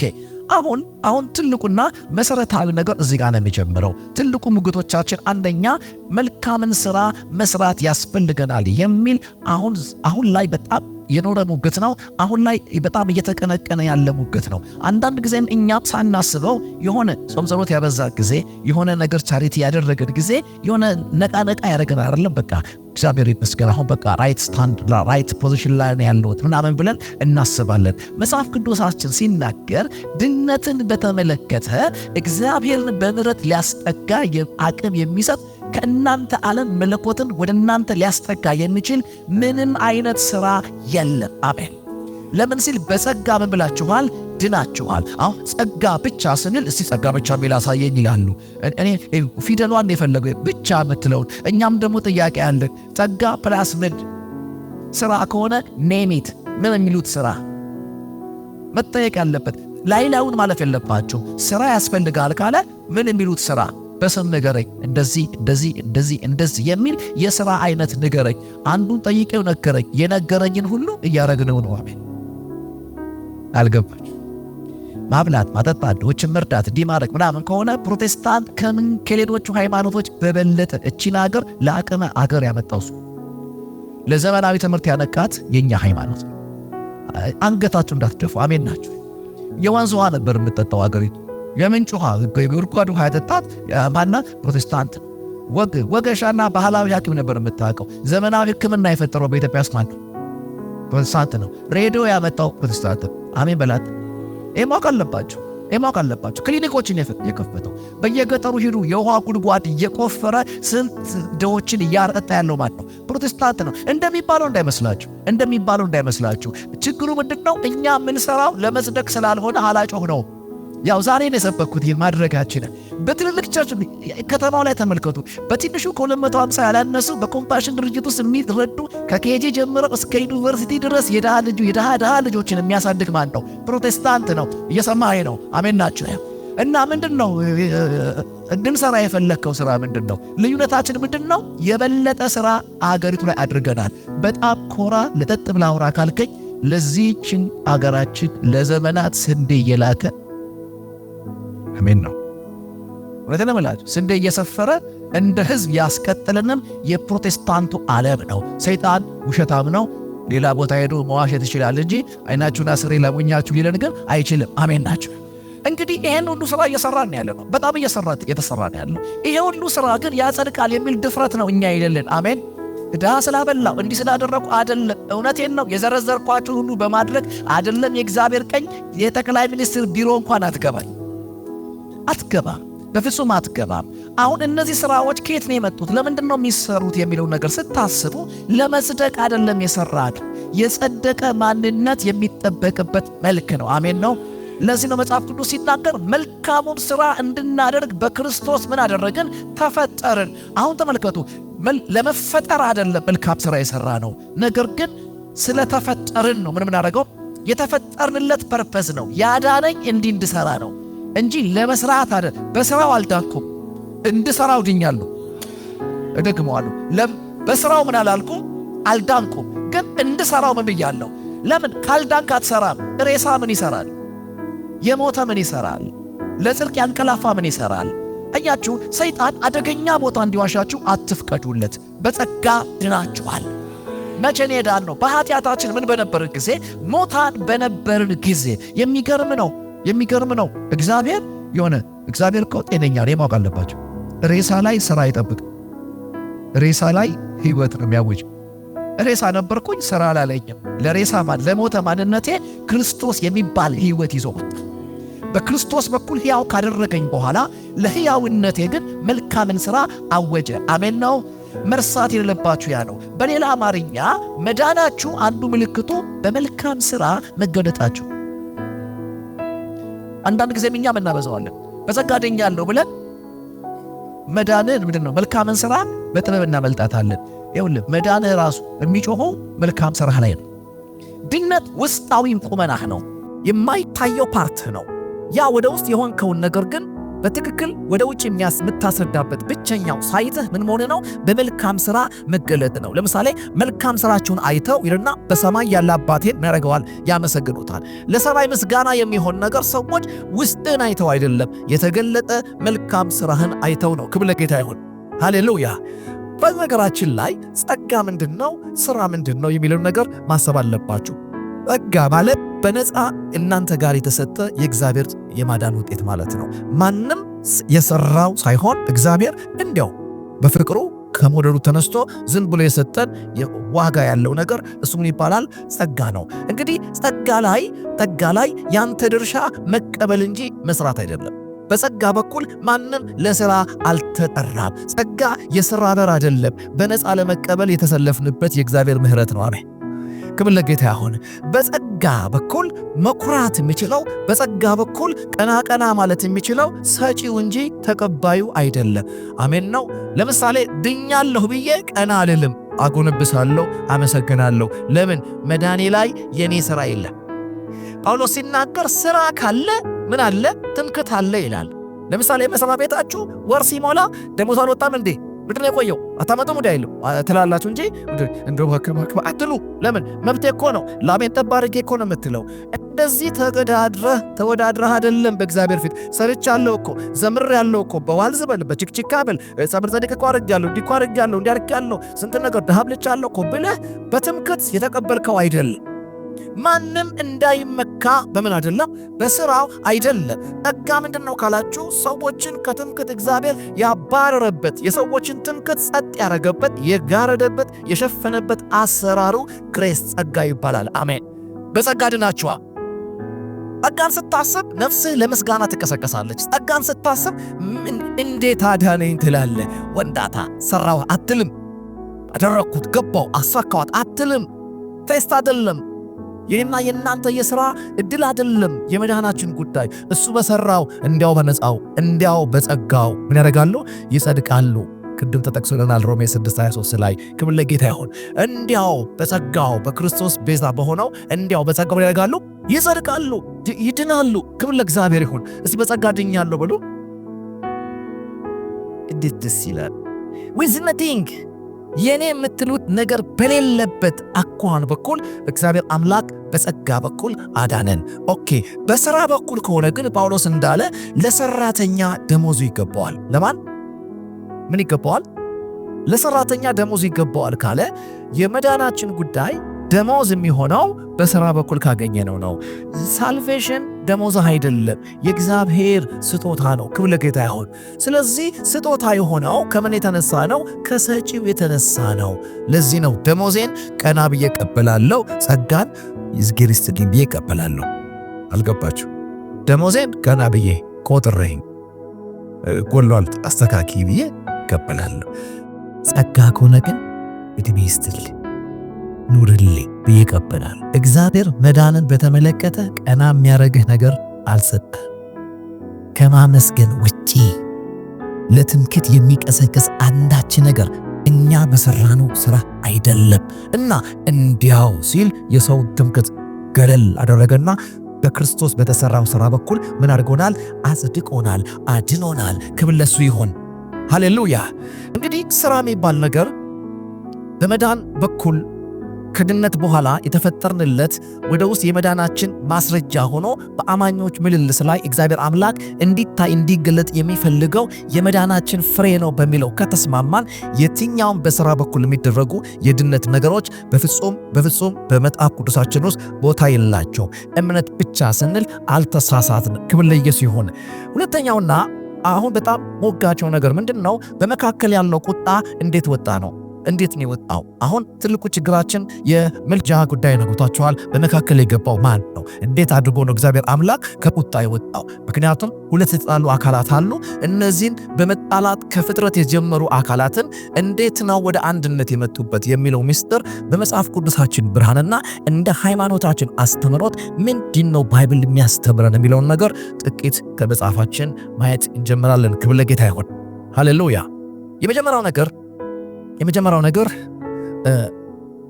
ምልጃ ምንድነው የሚለውን ነገር ጥቂት ማወቅ ያለባችሁ ይመስለኛል። ምልጃ የሚባለው በሁለት በተጣሉ አካላት መካከል በመግባት በመካከል ያለውን የጥል ምክንያት በማስወገድ ሁለቱን ወደ አንድ አቋም የማምጣት ኃላፊነት የተሰጠው አካል የሚጠራበት የሚሰየምበት ስያሜ ነው። እከሌ አማልዶለ እከሌ አማልደኝ ብለን ስንናገር በእናንተና በተቀየማችሁ ወይ ባስቀየማችሁ ሰው መካከል ገብቶ የጥሉን ግድግዳ ያንን ያጣላችሁን ጉዳይ ሶልቭ አድርጎ ወደ ስምምነት የሚያመጣችሁን ስራ የሚያከናውነው ያ አካል ምን ይባላል? አማላድ ወይም አስታራቂ ይባላል። በጣም የሚገርመው ነገር አሁን የምናወራው በቤተ ክርስቲያን አካባቢ የምናወራው ምልጃና በሰፈር አካባቢ የምናወራው ምልጃ እየተደበላለቀ ሰዎችን ግራ ያጋባ ይመስለኛል። አብዛኛው ሰው አንዳንዱ ምን ይለኛል? አሁን ለምሳሌ እናትህ መታ ከጓደኛ ጋር ተጣልተህ ልጄ ብትልህ በእናትህ ጨልጅ ትተክናለህ እንዶ ባጠባው ጡቴ ምናምን ብትልህ እንዶ ትጨክናለህ ብለው አንጀቴን ያባቡኛል። ማን እየጠሩ? እናቴን እየጠሩ እና ጥሉ የሰፈር ጥል ያደርጉታል። ወዳጆቼ ጥሉ የሰፈር ጥል አይደለም፣ የእግዚአብሔር የጽድቅ ጥያቄ ነው። አሜን ናችሁ? በእናትህ በአባትህ ብለህ የምትገላገለው አይደለም። እንደዛማ ከተወው እግዚአብሔር ከማንነቱ ጋር ይጋጫል፣ ከጽድቅ አቋሙ ጋር ይፋለስበታል። ምክንያቱም እግዚአብሔር ኃጢአትን ካየ ካልቀጣ በስተቀር በምንም ታምር አያልፈውም። ኃጢአትን ካልቀጣ እዝጌርነቱ አብቅቶለታል። ኃጢአትን ባላየ ካለፈ በምንም ታምር ያ አምላካችሁ አይደለም። አይቼዋለሁ ግን ቀጥቼዋለሁ አይላችሁም። መርሳት የሌለባችሁ አማኞች አሁን የምናገረውን ነው። እናንተ በነፃ ዳናችሁ ማለት እግዚአብሔር ኃጢአትን አልቀጣም ማለት አይደለም። እናንተ ዕዳችሁን አልከፈላችሁም ማለት እግዚአብሔር ዕዳ አልተከፈለውም ማለት አይደለም። አንተ መክፈል ያልቻልከውን ወክሎህ ኢየሱስ ክርስቶስ በእግዚአብሔር ቁጣ ውስጥ አልፏል። እኔን የሚመለከት ቁጣ ማላይ በርዷል፣ ልጁ ላይ በርዷል። ክብር ለጌታ ይሁን። አሁን ይህን መጀመሪያ ማወቅ መቻል አለብን። ሁለተኛ ስለ ጥል ስናስብ ማሰብ ያለብን ጥሉ የተከናወነው በሰዎችና በማመካከል ነው፣ በእግዚአብሔር መካከል ነው። ይህንን ባላማ ነው ዛሬ ላስተምራችሁ የፈለግኩት፣ በደንብ እንድታዩ ስለመፈልግ ነው። ጥሉ በሰውና በሰው መካከል አይደለም፣ በሰውና በመላእክት መካከል አይደለም። ጥሉ የተከናወነው በእግዚአብሔርና በማመካከል ነው፣ በሰው ልጆች መካከል ነው። የጥሉ ምክንያት ምንድነው ስንል ኃጢአት ነው። ኃጢአት ደግሞ የእግዚአብሔር የጽድቅ ጥያቄ ነው ብያችኋለሁ። ኦኬ እንግዲህ ስለ ምልጃ ስናስብ እከሌ እያለ ከማስገባታችን በፊት በመጀመሪያ ደረጃ መጠየቅ ያለበት ጉዳይ ምንድነው? ያ በመካከል የገባው ኃጢአት መለኮትን ለቁጣ የቀሰቀሰው ያ ኃጢአት በምንድነው ሊወገድ የሚችለው? ማንስ ነው ሊያስወግድ የሚችለው? የመሃሉ ዲል ካልተደረገ ጥሉ እስካለ ድረስ ጥሉ ይኖራል። ኃጢአቱ እስካለ ድረስ፣ በደሉ እስካለ ድረስ፣ ዕዳው እስካለ ድረስ ኩርፊያው ይቀጥላል፣ መለያየቱ ይቀጥላል። ወደ አንድ ለማምጣት ካስፈለገ የለየውን ከመሃል ማስወጣት የሚባል ኃላፊነት ያስፈልጋል። ስለዚህ ከብሉይ ኪዳን ዘመን ጀምሮ በሰው ልጆችና በእግዚአብሔር መካከል ያለውን የጥል ምክንያት ለማስወገድ እንዴት ነበር እግዚአብሔር እያከናወነ የመጣው? ዕብራውያን 9ን ሙሉ ልታነቡ ጋብዣችኋለሁ። በጣም ወሳኝ መጽሐፍ ነው። እኔ የመጨረሻውን ክፍል አነብላችኋለሁ። በጣም የሚገርማችሁ ዕብራውያን የቀደመውን ኪዳን እያነሳ አንዳንድ ሐሳቦችን ሐዋርያ ጳውሎስ በዚህ ክፍል ላይ ማስተማር ይጀምራል። የቀደመው ኪዳን መካከለኛ አድርጎ ይረካበት የነበረው ማንን ነበር የሚለውን በምዕራፍ 9 ላይ ታገኝታላችሁ። ወደ ዕብራውያን 9 ከ26 ጀምሮ አንብበው። እንዲስ ቢሆን ዓለም ከተፈጠረ ጀምሮ ብዙ ጊዜ መከራ ይቀበል ዘንድ ባስፈለገው ነበር። ከፍ እንበል። ሊቀ ካህናትም በየዓመቱ የሌላውን ደም ይዞ ወደ ቅድስት እንደሚገባ ራሱን ብዙ ጊዜ ሊያቀርብ አልገባም። እንዲህም ቢሆን ዓለም ከተፈጠረ ጀምሮ ብዙ ጊዜ መከራ ሊቀበል ባስፈለገው ነበር። አሁን ግን በዓለም ፍጻሜ ራሱን በመሰዋት ኃጢአትን ሊሽር አንድ ጊዜ ተገልጧል። ለሰዎችም አንድ ጊዜ መሞት ከእርሱም በኋላ ፍርድ እንደተመደበባቸው እንዲሁ ክርስቶስ ደግሞ የብዙዎችን ኃጢአት ሊሸከም አንድ ጊዜ ከተሰዋ በኋላ ያድናቸው ዘንድ ለሚጠባበቁት ሁለተኛ ጊዜ ያለ ኃጢአት ያደርግላቸዋል፣ ይታይላቸዋል ብሎ ሁለቱን ኪዳን እያነጻጸረ ማስተማር ይጀምራል። በቀደመው ኪዳን ላይ አንድ የደመቀ በኪዳኑ ሁሉ ጊዜ ደጋግሞ የሚወራ ነገር ታያላችሁ። እሱን ደም የሚባል ነገር ነው። እዚሁ ዕብራውያን 9 ላይ ምን ይላችኋል? ከፍሎ ሲናገር ነገሮች ከጥቂቶች በቀር ሁሉ ነገር በደም ይነጻል ካለ በኋላ ደም ሳይፈስ ምን የለም? ስርየት የለም ብሎ የቀደመው ኪዳን መካከለኛ የሚያደርገው ስርየት ማለት እርቅ ማለት ነው፣ ምህረት ማለት ነው። አሁን እግዚአብሔር ምህረትን ሲያስብ ምን ፈልጓል? ደም ፈልጓል። ለምንድን ነው? እዚሁ ምዕራፍ 9 ላይ ሲናገር ሕግን ተላላፊዎችን የሚዋጀው ሞት ነው ይላል። እስቲ በሉት፣ ሕግን ተላላፊዎች የሚዋጀው ሞት ነው። አሁን ገብቶ አማርኛው ሞት ይዋጃል እያለን ያለው ሰውየው ሕግን ተላልፎ በሕግ ጥሰት ከተያዘ ከዚህ ወንጀል የሚዋጀው ማለት ነፃ የሚያስጥለው ምንድን ነው? ተወግሮ መሞት ነው። ምክንያቱም ኃጢአትን የምትሰራ ነፍስ እሷ ምን ትሆናለች? ትሞታለች። ስለዚህ ሕግ ተላላፊዎችን የሚዋጃቸው ምንድን ነው? መሞት ነው። ስለዚህ ሁሉም ሕግን ስለተላለፉ ሞተው ማለቃቸው፣ ሌላ ፕላን ቢ የሚባል ነገር የለው። የኃጢአት ደሞዙ ሞት ነው። ስለዚህ በብሉይ ኪዳን ኃጢአተኛውን የሚዋጀው ሕግ ተላላፊውን የሚዋጀው መገደሉ መሞቱ ስለሆነ እግዚአብሔር መሞትን አልቀየረም፣ ወክሎት የሚሞት መሃል አስገባ። ሞት አልተሻረም። ኃጢአት ሰርታለው ትሞታለህ። የእግዚአብሔር ጽድቅ ነው ይሄ። ኃጢአት የምትሠራ ነፍስ ትሞታለች ብሎ አይትቸዋለሁ አንችለሽ እንዴ ካለ እግዚአብሔር እንደዚህ ጃውታው አንዴ እንዴት ትላለህ አንዴ እንዴት ትላለህ ብለህ አንተ ራስን ከሳሽ ነው። ለእንትና እንዲያርገህ ለእኔ ጊዜ የምትለው አንተ ነህ። እግዚአብሔር ለእንትና ብላንተም የሰጠው ፍርድ አንድ ነው። ኃጢአት ሰርታለሁ ትሞታ። ስለዚህ በብሉይ ኪዳን ዘመን ሕግ የተቀበሉ ሁሉ ሕግን እየተላለፉ ማለቃቸው ስለሆነ እግዚአብሔር አምላክ ቅጣቱን ሳይሆን ያስወገደው ወክሎ የሚቀጣውን አሜን ስርዓት ሰጣቸው። ያም በግ ነው፣ የበጉ ደም ነው። ክብር ለጌታ ይሁን። ስለዚህ ሕግን ስተላለፍ የምዋጀው በሞት ስለሆነ ምን አደርጋለሁ? ወክሎን የሚሞት በግ ይዤ በውክልና እንዲሞትልኝ በእኔና በእግዚአብሔር መካከል ሞት የሚገባውን በግ ወክሎ የሚሞተው በግ ይታረድና ኃጢአተኛውን ኃጢአት ተሸክሞ ንጹሕ የሆነው በግ በእግዚአብሔር ፊት ስለ ኃጢአተኛው በውክልና ታይቶ የኃጢአተኛውን ሞት በጉ ይሞተዋል። ስለዚህ ደም ሳይፈስ ምን የለም?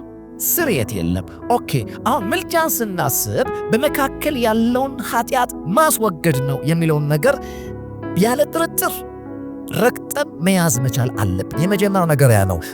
በኔ ጥናት 3 መሰረታዊ ኳሊፊኬሽኖች ያስፈልጋሉ። አንድን አካል አማላጅ ነህ ለማለት፣ በአማላጅነት ሹመት አንድን አካል ለማብቃት 3 መሰረታዊ ነገሮች ያስፈልጋሉ። አንደኛ ጥሉ በማን ነው? በሰውና በእግዚአብሔር። እሺ ሁለታችሁ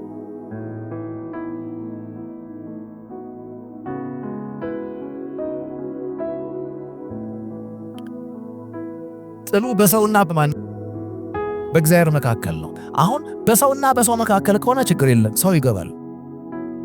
የሁለቱንም ሪዝን ይረዳል። ከገባ ሰው ከገባ። አሁን ጥሉ በሰውና በእግዚአብሔር መካከል ከሆነ ሰው ቢገባ እዝጌር ጥያቄ ያለው እኔ የሰው ድካም ያገኛል። እውነት ነው። ከሰው ዝገት ከብረት ዝገት ከሰው ስተት ይጠፋል። እዝጌሩ ምንድነው ትኩትክ የምትለው ስለው እሱ ምን ይለኛል? የጽድቅ ጥማቴን አታቅም፣ የጽድቅን ጉዳይ አታቅም። አንተ ምንድነው የምታውቅ? የማን ብቻ ነው? የሰው ብቻ ነው ይላል። ተባረርኩ። ሰው አይችልም። ስለዚህ ካልባራቱ ሰው ከገባ ለቅም አስወጣን። ሁለተኛ ሰው አስወጥተን እዝጌር አስገባን። መለኮት ብቻ አስገባን። ስናስገባ ጻድቅ አይደለ? አብሮ ይቆጣል ማለት እንዴት እንዲህ ትሰራለህ ብሎ ይቆጣል። ሰው ምን ይላል? አንተ የኔን ድካም ስንፍና ኃጢአት እንደሆነ ምን ታውቃለህ? አትረዳኝም ነው የሚለኝ። እኔ መባረራለሁ። የሚያስፈልገው ምንድን ነው? እሺ ቆይ ተውት። ሁለቱ ተጣሉ፣ ሰው ብቻ ናቸው። በቃ ኬኔዲና ዴቭ ናቸው። ተቀያየሙ። እኔ የኬኔዲ ምርጥ ጓደኛ ሆኜ ላማልድ ብገባስ ምን ይላል? አላውቅህም እንዴ አንተ ማነህ? የሱ ውጣ ከመሃል ይላል። የሱ ሆኜ በመጣ ኬኔዲ አይቀበልም። የሚያስፈልገው ምንድን ነው? ለሱም እኩል ሆነ ሁለቱም የሚቀበሉኝ መሆን አለ። ያኔ ይህንን ኃላፊነት አረጋዋለሁ። ልክ እንደዛ የተጣላው ሰውና እግዚአብሔር ከሆነ በመካከል የሚገባው የሰውንም የአምላክንም የሚረዳ ሰውና አምላክ የሆነ አካል መካከለኛ። አሜን ናችሁ ወይ? መካከለኛ ቲቶ 2:5 ላይ የሚናገረው አንድ እግዚአብሔር አለ በሰውና በእግዚአብሔር መካከል፣ መካከለኛው ደግሞ ሰው የሆነው ይላል። አሁን ሰው ብቻ እንዳትሉት፣ አንድ እግዚአብሔር አለ በሰውና በማን በእግዚአብሔር መካከል ብሎ ሰው ገባ አይልም። ሰው የሆነ ገባ። ያን መካከል ሰው ብቻ አይደለም፣ አምላክ ብቻ አይደለም፣ ሰውም አምላክ ሆነ መሃል ገባ። አሁን ሰውም ጥያቄ የለውም፣ ድካሙን ያውቃል፣ ፈተናውን ያውቃል። በሥጋ ስለተገለጠ በድካማችን ሊራራልን የሚችል ሊቀ ካህናት ነው። ለምን? በነገር ሁሉ ከኃጢአት በቀር እንደኛ ምን አርጓል? ተፈትኗል። እኔ ተፈትኜ የወደቅኩበት ፈተና ምን እንደሚመስል ሥጋ ለብሶ ያውቀዋልና ይረዳኛል። እንደገና የእግዚአብሔር ስለሆነ የመለኮትን ጽድቅ ምን ያደርገዋል? ያውቀዋል። ስለዚህ ምንድን ነው? መካከለኛ ነው። ቴንክ ዩ። ስለዚህ የመጀመሪያው መስፈርት ይህ አጀንዳ ሲነሳ ማወቅ ያለባችሁ ነገር ምንድን ነው?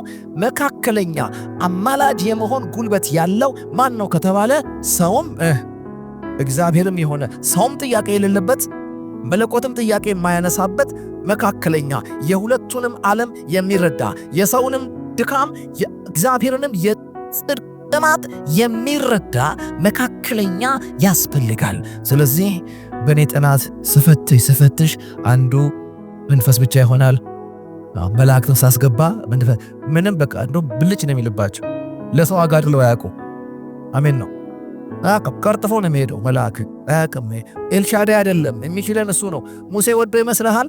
በቃ ከነዓን ትገባላችሁ፣ እኔ አብሬያችሁ አልሄድም፣ መልአኬን እልካለሁ ሲለው በለው አለ። አይረዳንም። እሱ ግልፍተኛ ነው፣ አይችለንም። እኛ በጣም አስቸጋሪዎች ነን። እንዲሁ አንተኑ ቅጥል እንዳደረግን ብንኖር ነው የሚሻለን። ካልወጣ በመልአክ አታውጣናለህ። ወዶ ነው። የመልአክን ጸባይ ያውቀዋል። እንደ እግዚአብሔር አስር የሚታገስ አይደለም። ገብቷል? እየቀጣ ነው የሚሄደው። ስንት ቀን ረፍርፎ ሲሄድ ያውቃል ሙሴና የመላእክትን ትዕግስት ስለሚያውቅ ኖ የእኛን ድካም መልአክ አይረዳም። አንተ ኤልሻዳዩ ካልወጣ ምን አታርገን አንወጣም ብሎ ሲናገር ትመለከታላችሁ። ስለዚህ የመጀመሪያው ማወቅ ያለባችሁ ሰውም እግዚአብሔርም የሆነ የሁለቱን ማንነት የሚረዳ መካከለኛ እሱ አስፈላጊ ነው። ክብር ለጌታ ይሁን። አሜን አሜን። ሁለተኛው ምንድን ነው ብለን ስንጠይቅ በመካከል ያለውን የጥል ምክንያት ሊያስወግድ የሚችል አቅም ያለው መሆን አለበት። በመካከል የገባው የገንዘብ ዕዳ ከሆነ አማላጅ እኔ እከፍላለሁ በቃ የሚል ሰው መሆን አለበት። አሁን መሃል የተገኘው በሰውና በእግዚአብሔር መካከል የገንዘብ ዕዳ አይደለም። የተገኘው ምንድን ነው? የኃጢአት ዕዳ ነው። የኃጢአት ዕዳ ደግሞ የሚወገደው ደም ሳይፈስ ምን የለም ስርየት የለም። ስለዚህ ይሄ መካከለኛው ማስታረቅ ካለበት ሁለቱን የለያየውን ያንን ኃጢአት የተባለውን በደም የማስወገድ አቅም ያለው ሊሆን የግድ ነው። ስለዚህ መጽሐፍ ቅዱሳችን ሲናገር የቀደሙት ካህናት በዓመት አንድ ጊዜ የኮርማዎችን ደም ይዘው ወደ ቅድስተ ቅዱሳን ይገባሉ። የሕዝቡን ኃጢአት ሁሉ ያደርጋሉ። በእግዚአብሔር ታቦት ፊት ደሙን በማፍሰስ አስተሰርየው ይወጣሉ። እግዚአብሔር ደሙን ሲያይ በምህረት ሕዝቡን መመልከት ይቀጥላል። ክብር ለጌታ ይሁን። የአዲስ ኪዳኑ ሊቀ ካህን የተባለው ኢየሱስ ክርስቶስ ግን እንደ ሌሎቹ በየጊዜው እየገባ በየዓመቱ እየገባ ምን ማድረግ አላስፈልገውም፣ ደሙን ማቅረብ አላስፈልገውም። እንደዛ ቢያስፈልገው ኖሮ በየዓመቱ እየመጣ በመስቀል ላይ መገደል ያስፈልገው ነበረ። ነገር ግን አንድ ጊዜ በሰራው ሥራ እግዚአብሔር ተቀበለው። ለዘላለም የሚታየን ሥራ የዘላለምን ሥራ አንዴ ሰራው። የዘላለምን እርቅ ስንቴ ሰራው? አንዴ ሰራው። በሌላ አማርኛ ምንድን ነው? ሊቀ ካህናቶቹ በጋርደው ይገባሉ። ይሄኛው ሊቀ ካህን ግን በጋርዶ ሳይሆን ራሱን አርዶ ገባ። በፍየሎችና በበጎች ደም ሳይሆን ንጹሕ የሆነ የክርስቶስ የራሱን ደም ይዞ ወደ አባቱ ገባ። እግዚአብሔር ያንን ደም በመካከል ባየ ጊዜ ስለ ሰው የተቆጣውን ቁጣ ጥያቄ መልስ አገኘ። የጽድቅ ጥማቱን አረካው። ክብር ለጌታ ይሁን። ሁለተኛው መስፈርት ደም ያለው ለምህረት የሚበቃ እግዚአብሔር የሚቀበለው ንጹሕ ደም ያለው ነውር አልባ የሆነ ደም ያለው መካከለኛ አስፈልጎ ነበር። ለዚህ ነው መሲሁ ተወልዶ ተሰቅሎ ደምቶ የሞተው።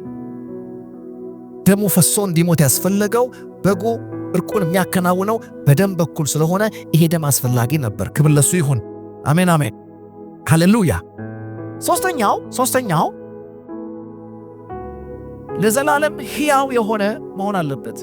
ምክንያቱም አንድ በሰራው ሥራ ለዘላለም የሚታይ መስዋዕት ከሆነ ያስፈለገው እንደ ሰው ሞተ አበቃ የሚባል ከሆነ እርቁ የሞተበት ሰሞን ለነበሩ ሰዎች ብቻ ይሆናል። አንዳንድ ጊዜ እዛ የ2000 ዓመት የተሰራው የማዳን ሥራ አሁን አንተ ምን ይመለከትሃል የሚሉ ሰዎች አሉ። ነበርክ በቦታው፣ ታሪኩን ተጽፎ ነው ያነበብከው፣ በጊዜው ነበርክ። እዛ ጋር አንዴ የተሰራ ሥራ ከስንት ሺህ ዓመት በኋላ ላለኸው ላንተ ምንድነው የሚያገናኛችሁ የሚል ጥያቄ የሚፈትናቸው ሰዎች ሊኖሩ ይችላሉ። አንዳንዴ ለዚህ ነው አሁን እሱ አንዴ ሰርቶ ሄዷል። እሱ ከሄደ በኋላ የቀረውን የሚጨርሱልን እንትና ቅዱስ እንትና ቅዱስ እንትና ምናምን እንትና ደሞ አናቃቸው አብዛኞቹ ከሀገሮች ናቸው እና እንትና እንደዚህ ነው የምንባለው። ወዳጆቼ ማወቅ ያለባችሁ መሳት የሌለባችሁ አንድ ነገር ቢኖር ክርስቶስ ጀምሮ እነንትና የሚጨርሱት ሥራ አዝረክርኮ አልሄደም። አንደኛ። ሁለተኛ ቅድስት እንትና ራሷ በማን ተቀደሰች? እኔን ለማማለድ ቅዱስ እንትና ካስፈለገ ራሱ እንትናን ወደ ቅዱስነት ያመጣውን ሥራ የሰራለት ማን ነው? መጠየቅ አለበት። እንትናን ይመለከታል አንተና አይመለከትም የሚል ሥራ መስቀል ላይ አልሰራ። አንድ ጊዜ ለዘላለም የሚታይ ሥራ ሰርቷል። የዛሬ 2000 ዓመት ሥራው ሲሰራ ባልኖርም የዛሬ 2000 ዓመት የተሰራው ሥራ ለዘላለም ምንም ይሆን ነው የሚታይ ስለሆነ በሙሴ ወደ ተዘረጋ ድንኳን አልገባም። ይሄ ድንኳን ወደ አብ ነው የገባው። በሰማይ ወዳለች ቅድስተ ቅዱሳን ነው የገባው። ክብር ለእግዚአብሔር ይሁን። እግዚአብሔር አንዴ ለዘላለም ሰዎችን ይቅር ሊል የአንድ ጊዜን ሥራ ለዘላለም ትኩስ ሆኖ አየው፣ ተቀበለው። ለዚህ ነው በሱ በኩል ሊድኑ የሚመጡትን ሁሉ ለሁለተኛ ጊዜ ያለ ኃጢአት ይታይላቸዋል። ያኔ የተሰራው ሥራ ዛሬም ይታያል። ዛኔ የተከፈለው ክፍያ ዛሬም ዋጋው እየሰራን ያለው። ክብር ለጌታ ይሁን። አሜን አሜን። እነዚህ ሶስት መሰረታዊ ጉዳዮች ላይ ረግጣችሁ ማወቅ መቻል አለባችሁ። ስለ ድነት ሲታሰብ በምንም ታምር መካከለኛነት፣ ደምና ዘላለማዊነት የሚባልን መስፈርት የሚያሟላ ሁሉ ማማለድ ይችላል። አሜን አሜን በሉ። አንዴ እንዲህ አይነት ሙግት ላይ ነበርኩና እኔ መስፈርቴን አስቀመጥኩኝ። መካከለኛ የሆነ በአንድ ጊዜ ሰውም እግዚአብሔርም የሆነ ደም ያለው ለዘላለም የሚታይ ሞቶ ያልቀረ ይህን መስፈርት የሚያሟላ ይችላል። 44 አይደለም 84ም ከተገኘ አምናለሁ አልኩኝ። ወዳጄ በስም እየጠራ ስናስገባ ሁሉም ያን ኳሊፊኬሽን ማሟላት እያቃተው ሲወድቅ ከ43ቱ 3 አገኘን። አሜን አሜን በሉ። አይዟችሁ አገኘ እና ሳገኝ ነው ኢየሱስ አሜን አማኑኤል ወልድ አልገባም። ከብዬ ከብነት ከብሻ ከበበ ይሁን አቆላምጠው እንጂ ሶስቱን ባንዴ ሊያሟላ የሚችል ብቻ ሆነ? ክርስቶስ ብቻ ሆነ። ክብር ለጌታ ይሁን። ሃሌሉያ። ኦኬ አሁን ወዳጆች ሆይ ስለ ምልጃ የሚለውን ነገር ስታስቡ ከመሟገታችሁ በፊት ማሰብ ያለባችሁ ነገር ምንድን ነው? አሁን በምድር ላይ የነበሩ ቅዱሳን የሰሩት ምልጃ አለ። አሁን አንዳንድ ሙገት አይታችኋል። አሁን አይችሉም የምትሉት ጴንጤዎቹ ስለሞቱ ነው ይሉሃል። አሁን ስትለው ቅዱሳን ሞቱ አይባልም ይላል። ቤት ናቸው ሕያው ናቸው ይላል። እንዳትሸወድ፣ ሞቱ ይባላል። ሞቱ ያለው ከዚህ ምድር ኤግዚስታንስ ከፀሐይ በታች ባለው ከሞቱ በኋላ ካልከኝ ከየት ነው የሞቱት? ከፀሐይ በታች ባለው ሪያሊቲ ላይ ምን የላቸው? ምድል ፈንታ የላቸው። እዚህ ምድር ላይ ባለው ነገር ላይ ምን የላቸው? በእኛ ዓለም ላይ ነው ሞቱ ስንል በእኛ ዓለም ላይ ማለታችን እንጂ በእግዚአብሔር ቀኝ የሉም እያልን አይደለም። አሜን ነው። ይህን መሳሳት የለባቸው። ምንድነው የሆነ ሾላካ ጥያቄ ጠይቋቸው። የሚፈልገው አንተ ባትቦህ ጀስ መጨረስ የሚፈልገው እንደዛ አታስቡ። የተፈለገው ነገር ምንድነው? በእኛ ዓለም ላይ ሞተዋል የለው። ነገር ግን በሕያውነት ደግሞ እግዚአብሔር የሙታን አምላክ ሳይሆን የሕያው አምላክ ስለሆነ ምንድነው? በሰማይ አሉ። ክብር ለጌታ ይሁን። አሁን ትልቁ ጥያቄ እዚህ የሰሩትን እዛም መቀጠል ይችላሉ አይችሉም ከሆነ ሙግቱ ጭቅጭቁን አቁሙትና እዚህ የሰሩት ምንድነው በሚለው ላይ ተነጋገሩ። እዚህም ራሱ ሳይሞቱም በፊት ለመዳኔ የሚሆን ጠብታ ደም በመስቀል ላይ ያዋጣ አንድም ጻድቅ የለም። ኢቭን ጳውሎስ ራሱ አሜን በቃ ከኃጢአተኛ ዋና ተሳዳቢ ነበርኩ እንዴት ዳንክ ስትለው ደሙ ነው የሚላችሁ። ክብር ለጌታ ይሁን። መስቀሉ ነው የሚላችሁ። ለድነት የሆነን የእርቅ ሥራ የሰራ አንድም ጻድቅ ሰው የለም። ለድነታችሁ የሆነ ጠብታ ደም ያዋጣ አንድም መልአክ የለም። እነሱማ ሲጀመርን ስጋና ደም አይደሉም። ምን የላቸው? ደም የላቸው። መስዋዕት ሆኖ የሚቆረስ መስዋዕት ሆኖ የሚፈስ ደም የላቸው። ስለዚህ ቅዱሳት ሰማዕታት የሚባሉት አይደለም ከሞቱ በኋላ እያሉም ቢሆን አሁንም ቢሆን በሥጋ በነበሩበትም ዘመን ኃጢአተኛን በእግዚአብሔር የተነሳበትን ቁጣ በመካከል ያለውን አስወግደው ለድነት ያበቁ የሚያበቃም ሥራ እግዚአብሔር ከልጁ በቀር በማንኛውም የጻድቅ የጽድቅ ሥራ ላይ አግኝቶ አልረካም። ክብር ለጌታ ይሁን። በአንድ ሥራ ረክቷል። አሜን። ኢቭን ሙሴ እያለ እኮ አላማለደም። ደሙን አይቶ ነው። አሮን እያለ አሮን አይደለም ያስታረቀው፣ ደሙ ነው። ክብር ለጌታ ይሁን። ይህን ማወቅ አለባችሁ። በብሉይ ኪዳን ሥራ ውስጥም ብዙ ነቢያቶች አሉ፣ ብዙ ካህናቶች አሉ። ሊቀ ካህኑ አሮን አለ፣ ነቢዩ ሙሴ አለ። አንድንም ኃጢአተኛ ሲያድኑ አትመለከቱም። እግዚአብሔር ለድነት የሚሆነውን ሥራ አዟቸው ሲሰሩ ነው የምትመለከቱት። ደም ይዞ ካልገባ ካህኑ አይደለም ሊያድንህ፣ ሞቶ ይወጣል። ራሱ ሞቶ ይወጣል። ራሱ ሞቶ ይወጣል። አሁን በስምታውቋቸው ቅዱሳን ሰማዕታት ራሳቸው አይደለም አንተን ሊያድን በክርስቶስ ካልነበሩ የማይመጥናቸውን ስም የሰጠናቸው እንጂ ቅዱስ አይደሉም።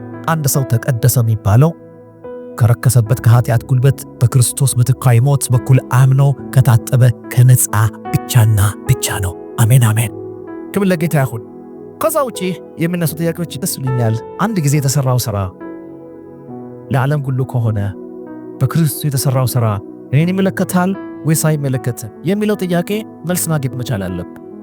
የሆነ ዘመንን የሚመለከት የሆነ ዘመንን ደግሞ የዘለለ አይነት ሥራ እግዚአብሔር በልጁ በኩል ካልሰራ ለዘላለም አንዴ በሰራው ሥራ ኃጢአተኛውን ሁሉ በዚህ በር በኩል ሊገባ ፈቃደኛ ከሆነ እግዚአብሔር ሊቀበለው በሩን ከከፈተ በሱ የሚያምን የዘላለም ሕይወት እንዲኖረው እንጂ እንዳይጠፋ እግዚአብሔር አምላክ ምን አድርጓል? አንድያ ልጁን ሰጥቷል። ክብር ለጌታ ይሁን። አሁን የተሰጠ ልጅ አላችሁ። ስንተኛ ልጅ? አንድያ ልጅ። አሜን አሜን። ስለዚህ የተሰጠን አንድያ ልጅ ነው። መዳን የሚፈልግ ሁሉ እግዚአብሔር ለዚህ ድነት የሚያበቃ ብቸኛ ሶሉሽን አድርጎ ለኃጢአተኛው ዓለም የገለጠው ያስጠጋው ስጦታ ቢኖር አንድ ልጅ ነው። እሱ ማን ነው? ክርስቶስ ኢየሱስ ነው። እንዴት ነው ታዲያ ኃጢአተኛው ከአብ ቁጣ የሚወጣው ብለን ስንጠይቅ በልጁ የሚያምን የዘላለም ሕይወት እንዲኖረው እንጂ ምን እንዳይል እንዳይጠፋ ሲል አይጠፌነት ያለው ልጁን በማመን ውስጥ ነው። አለመጥፋት ያለው ልጁን በማመን ውስጥ ነው። ዛቴስ ዋይ እምነት ብቻ ስንል ሌላውን ላለመጨመር በዓላማ ፈልገን የቀመምነው ቀመም ሳይሆን መጽሐፉን ስናገላብጠው እነዚህ ሁሉ አምነው ሞቱ ይላል። አሜን ናቸው። በፍጹም ልብ ካመንክ ትድናለህ ይላል። ይህን ስንመለከት እውነትም መጽሐፉን ስትጨምቆ ብትል የሚሰጥ ነገር ቢኖር ምንድነው? ላንተ የተረፈ ሥራ የለም። ሥራ ሁሉ ተሰርቶ አልቋል። እግዚአብሔር አንዴ በተሰራው ሥራ ረክቷል። የእግዚአብሔር የረካበትን ሥራ በእምነት የኔ ነው ስትል እግዚአብሔር የዛን ዘመን ሥራ ትኩስ አድርጎ ይቀበልሃል። በልጁ የተሰራው ሥራ ለዘላለም በዛ መንገድ ሊመጡ ለሚወዱት ሁሉ እግዚአብሔር ለአንዱ ከፍቶ ለሌላው የዘጋው በር የለውም። መዳን በሌላ በማንም የለም። አሜን። አንዳንዴ እስቲ ኢየሱስ ብቻ የሚል አሳየኝ ካለ ብናቻ የሚል የአማርኛ ፊደል ነው ሰውየው እየፈለገ ያለው። ተንኮል ነው። መንገር ያለብህ መዳን በሌላ በማንም ካለ ማንንም ድራሹን ካጠፋ ብቻ እሱ ነው። ብቻ እሱ። አሜን ናቸው። በማንም የለም ካለ እውነት መንገድ ሕይወት እኔ ነኝ፣ በእኔ በቀር ወደ አብ ሊገባ የሚችል ማንም የለም። በማ በቀር ብቻ ማለት አሜን ነው። ብቻ ሲተረጎምልህ ይሄ ነው። ክብር ለጌታ ይሁን። ሃሌሉያ። ሲየስ ብቻ ብሎ ክብር ለጌታ ይሁን። አንድ ጊዜ በጣም እየተሟገትን በነበረበት ሰዓት ላይ ከአንድ ሰው ጋር በቃ አልግባባ ስንል አንተ ኃጢአተኛ በምን ተአምር ነው ቀጥ ብለ ዝንጥ ብለ እዝጌሩ ጋር ገብተህ ዳዲ ምናምን ብለ የምትጀምረው የሚል ሞገት አመጣ። ከዛ አንተም እኮ እያደረከው ነው፣ እኔ ሳረገው ነውር፣ አንተ ስታረገው ደግሞ ትክክል የሚሆንበት ጉዳይ የለም አልኩ። አሜን። ማስረጃ ላይ እስቲ ጌታ ያስተማረውን ጸሎት ጸልይ አልኩት። አንተ ሰውየው ቀጥ ብሎ ገባ። ቀጥ ብሎ ተነስቶ በሰማይ የምትኖር አባታችን ሆይ አለ። ቀጥል አልኩ። ስምህ ይቀደስ አለ። ኧረ ጭራሽ መቀደስ ጀመረ። አሜን። ፈቃድህ በሰማይ እንደሆነ በምድር ትቆጣጠረኝ አለ። የገረመኝ ቀጥላለው ነው የዘት ጀራችን እስከ ዛሬ ብሎ በደላችንን ምን በለን ቀጥ ብሎ ገብቶ ራሱ በደለኛው ሄዶ ዳዲ ምን በለኝ ይቅር በለኝ አለ። አስቆምኩት። አሁን እዚህ ጋር መሃል የገባልህ ማን ነው አልኩት። አንተ የለም በቃ ወንድም ይቀጥል ያትጨናነቅ በሰማይ የምትኖር አባታችን ሆይ ስምህ ይቀደስ፣ መንግሥትህ ትምጣ፣ ፈቃድህ በሰማይ እንደሆነች እንዲሁ በምድር የዕለት እንጀራችንን ስጠን ዛሬ። የሰጣጣው እሱ አይደለ ይቅር መባል ግዴና አሜን ነው። እንጀራ ይሄ ያለ ችግራችሁ እንደገና በደል አለ ይቅር በለኝ አሜን። እኛ ብለን ይቅር እንደምንል ወደ ፈተና አታግባን። ይሄ ወጋው ነቀርኩ የምትሉት ነው። ከክፉ አድርገኝ አድነኝ፣ መንግሥት ያንተ ናትና ኃይል፣ ክብር፣ ምስጋና ለዘላለም አሜን ብለህ ስትጠይቅ እንትና ሆይ ብሎ ይቀጥላል። ወራጅ ነው እሱ ጋር ማለት ይሄ ጌታችን ኢየሱስ ለደቀ መዛሙርቱ ያስተማረው ምን አይደለም? ትምህርት ጸሎት አይደለም። አሁን እኛ ጌታችን ኢየሱስ ምን ብሎ አስተማረው ብለህ ስትጠይቅ አባት ሆይ ብሎ አሜን እስካለው ድረስ ማንም አልገባም። ለምንድን ነው ብለህ ከጠየቅን የመሃሉ በር ተከፍቷል። የቤተ መቅደሱ መጋረጃ ለሁለት ብሏል። ከላይ እስከ ታች ተቀዷል። ለምን? መግባትና መውጣት ሆኖልናል። ክብር ለጌታ ይሁን። ስለዚህ ምልጃን በተመለከተ ስታስቡ ማወቅ ያለባችሁ ነገር ይሄ ነው። ሪዝኑን ማወቅ አለባችሁ። ስለ ኃጢአት ጉዳይ ነው እያነሳን ያለ ነው። እግዚአብሔርን ከቁጣ የማውጣትን አጀንዳ የሚወክል ስራ ነው እያነሳን ያለ ነው። ደም ካልፈሰሰ ስርየት የሚባልለትን ጉዳይ ነው። ደም የጠየቀን ጉዳይ፣ መካከለኝነትን የጠየቀ ጉዳይ፣ ዘላለማዊነትን የጠየቀ ጉዳይ ነው እያነሳን ያለ ነው። ሁሉንም መስፈርቶች ደግሞ አንዱ አሟልቷል። ከሰው ልጆች ዓለም ከመላእክት ዓለም ቢገኝ ኖሮ ለዘመናት እግዚአብሔር ሰው ፈጥሮ አንቀሳቅሷል፣ ነቢይ አድርጎ ልኳል፣ መላእክትንም አሰማርቷል። ለዚህ ሥራ ግን ሲሆን ልጁን የላከው ክርስቶስ መምጣት ያስፈለገው ከዚህ የተነሳ ነው። ስለዚህ መዳናችሁን በተመለከተ እረፍ በሉ። አንደኛ በጸጋ ድናችኋል። የእናንተ መልካም ሥራ የመዳናችሁ ውጤት እንጂ ለመዳን የሰራችሁት ሥራ አይደለም። ስለዚህ መልካም ሥራ ስሩ። አሜን ነው። መልካም ሥራ ስሩ። ድሆችን እርዱ። የጎደላቸውን ሰዎች ሙሏቸው። ጌታ እናንተ ጋር በሰጣችሁ እድል ሁሉ መልካምነታችሁን ግለጡ። ነገር ግን ለመዳኔ ነው ብላችሁ ለሰማይ ቤቴ ትሆነኛለች ብለ ከሆነ እመነኝ፣ የአንተ ያቺ ሳንቲም ሰማይ ቤት አትገዛም። እዚህ እንኳን 1 ሄክታር መሬት አትገዛም። 1 ካሬ እንኳን አትገዛም። ታውቃለህ፣ አዲስ አበባ በሄክታር መሬት ራሱ ምንድነው? ውድ ነው። እዛ ርስት የምትካፈልበት ጉዳይ አይደለም። ክብር ለጌታ ይሁን። ከዛ ውጪ አንዳንድ ጥያቄ ይህን እንደ መዝጊያ ልስጣችሁ። አንዳንድ ጥያቄዎች ይነሳሉ። ለምሳሌ ተርቢያ በልተኛልና ተጠምጬ እንደዚህ አገፋ አደርገኛልና እያለ የሚሰጠውን እንደ ስራ የመግቢያ ስራ አድርገው ገብቷቸዋል ሊሞክቷችሁ ይፈልጋሉ። ወዳጆቼ በጣም ማወቅ ያለባችሁ ነገር ምንድነው? የክርስቶስ ፋይናል በዙፋን ላይ ለፍርድ በሚቀመጥበት ቦታ ላይ የነበረውን የነጩን ዙፋን ፍርድና ለድነት የሚሆኑን ፍርድ ለይታችሁ ማወቅ መቻል አለባችሁ። ቅዱሳን የሚሸለሙበት ስራችን የሚያደርግበት የሚሸለምበት የጽድቅ ዙፋን አለ። ክብር ለጌታ ይሁን። አይችስ ብለ ግብት ብለ የምትኖርበት አይደለም። በጸጋ ድነሃል። ከዛ በኋላ በዳነ ማንነት የሰራውን ስራ ደግሞ ይሸለማል። አገኛችሁኝ? ይሸለማል። ለምሳሌ 5 2 4 የሰጠውን 5 10 ሲያረት በ10 ከተማ ላይ ሾምኩ አለ። እንደዚህ ሾሙት። በብዙ ሾመሃል ነው። ስራውን እያየ በብዙ ሾመሃል ነው የሚለው አለ። መልካም ስራችሁ በእግዚአብሔር የጽድቅ ዙፋን ፊት ሽልማት አለው። አንዳንዶች ድነው ግን በጸጸት የሚሄዱ ሰዎች አሉ። ስለዚህ መልካም ስራችሁ አክሊልን ከመቀበል አንግል እንጂ የእግዚአብሔር ቁጣ ከማብረድ አንግል አድርጋችሁ ማሰብ የለባችሁ። ክብር ለጌታ ይሁን። ይህንን በጣም ማሰብ መቻል አለባችሁ። በማጠቃለያ እንድታቁ የሚያስፈልገው መሰረታዊ ነገር እዚህ ጋር ነው። ይሄም በክርስቶስ በኩል በተሰራው ስራ አብ ለዘላለም አርፏል። ክርስቶስም በአብ ቀኝ ስራውን ጨርሶ ተቀምጧል። ስለዚህ የተጨረሰ ጉዳይ ነው፣ ያለቀ ጉዳይ ነው። ከዚህ በኋላ ሰዎች አንድ ጊዜ ይሞታሉ። ቀጥሎ እንደሚፈረድባቸው ለእነዚህ ሰዎች አንድ ጊዜ እግዚአብሔር በልጁ በሰራው ስራ ምን ያደርጋቸዋል? ያለ ኃጢአት ይታይላቸዋል። አንዱ ስራ ፍጻሜን ያገኘ ስራ ነው። አንዱ ስራ ለዘላለም ተቀባይነትን ያገኘ ስራ ነው። መዳን በሌላ በማንም ካለ ማንም ጋር ባለ ደግነት ማንም ጋር ባለ ጸሎት አትድኑ። ባይዘወይ ክርስቶስም ያማለደኝ ሰዎች እንደሚሉት ጸልዩ አይደለም፣ ለምኑ አይደለም፣ ባክ ብሎ አይደለም። ማወቅ ያለባችሁ አንድ ነገር ምንድነው? ኦቶ ነው። አሜን። ደሙን አፍስሶ ነው። ክብር ለጌታ ይሁን። ሰሞኑን ቲክቶክ ላይ ያየኋት አንድ ነገር አለች። ዛሬ ይህን ከእምነታችን ነገር አንዳንዴ እንዲህ በየወሩ መሀል እየገባን ዶክትሪናል የሆኑ ሀሳቦችን ማስተማር እንዳለብን እየገባኝ ነው ያለውና ይህን ማድረግ አለበት። ዝም ብለን ዲቮሽናል ብቻ ነገር እያወራን ህዝባችን ሃሌሉያ ብቻ እያለ እዛ እያፋጠጡት ስለሆነ ያለው ለዛ ነው ዛሬ ብልጃን ያነሳሁት። የሆነ ቀን ደግሞ ነገር እናነሳለን። በጣም ብዙ የሚነሳ ነገር አለ። አንድ የሚሽከረከር ጥቅስ አይቻለሁ። ያ ምንድነው? አሁንም የጻድቃን ነፍሳት በመንግስተ ሰማይ ምን ያደርጋሉ? ይጮሃሉ፣ ይናገራሉ የሚል ጥቅስ አለ። ትዝ ይላችኋል። ነፍሳቸው በሰይፍ የተሰዉ ሰዎች አሉና በመሰዊያው ዙሪያ ሆነው ይጮሃሉ። ምንድነው? ስለ ወንጌል ታርደው ከዚህ ምድር የተገደሉ ጻድቃን ናቸው።